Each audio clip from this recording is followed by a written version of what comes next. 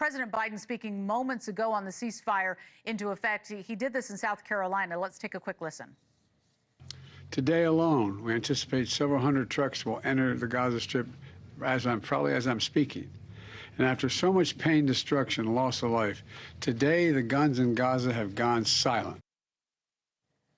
All right, let's go to News Nation's Kellie Meyer now at the White House. Tell us what else we heard from the president today. He had a couple things to say.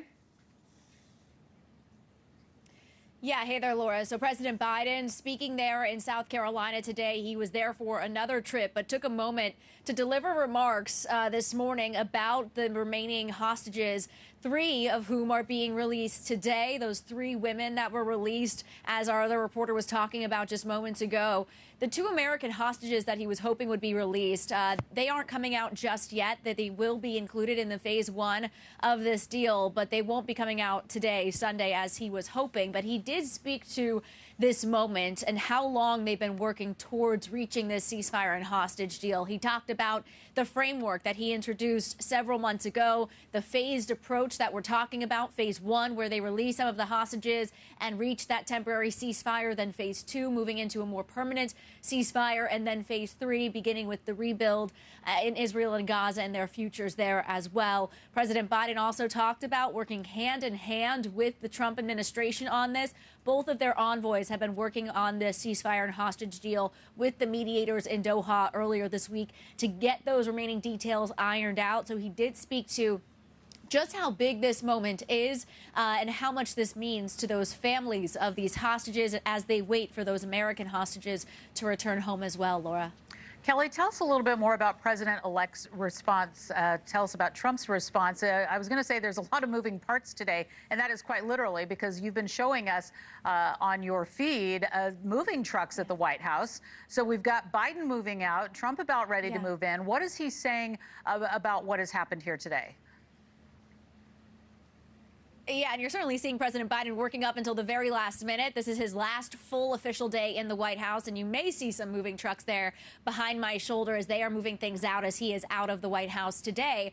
President-elect Trump getting ready to move in. He will have a few hours tomorrow to get his things inside. Right now, he is or was nearby the White House. Just outside, there's a building called the Blair House where the incoming president generally stays. He was meeting with GOP senators there this morning, and he's been talking about various topics on his Truth Social, including TikTok, another big topic today. But he did post on Truth Social, I believe we have it, saying the hostages were going to be coming home, welcoming that news. His envoy, including Steve Witkoff, has been working closely in securing that deal as well. And even President Biden touched on in his remarks this morning that this will be left up to Trump to implement the rest of this deal. So that's why their teams have been coordinating, which many have said that was nice to see. Even though there was this tit for tat over who deserves credit, we did see their teams working together in a bipartisan way to reach this deal. And then it will be up to Trump and his team to continue watching this as he has his own national security team that is taking over to make sure this is completed. Laura. Kellie, have you heard anything from the Trump administration incoming on the ground? Anything more? I know you talked about being at the Blair House and talking about, of course, there are other matters to deal with today, getting ready for tomorrow. But what more have you heard from the incoming administration on any other topics? Yeah, I mean, they definitely have touched on the TikTok topic of wanting to bring that back and not stay in the dark.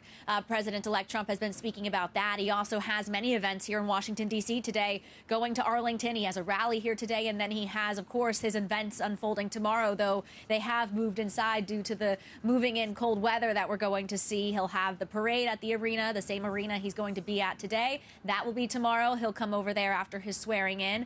But as far as what's happening with the ceasefire and hostage deal, he'll continue to monitor this and see what happens over the next 6 weeks of this first phase to ensure that those American hostages also return home. Remember, he had said that there would be all hell to pay and all hell would break loose if the hostages were not freed by the time he took office. So he was definitely making clear that he wanted to make sure that the ceasefire and hostage deal was reached, and his national security team essentially getting in place to be ready to take over the reins in the next several hours. If not, they have already been doing so.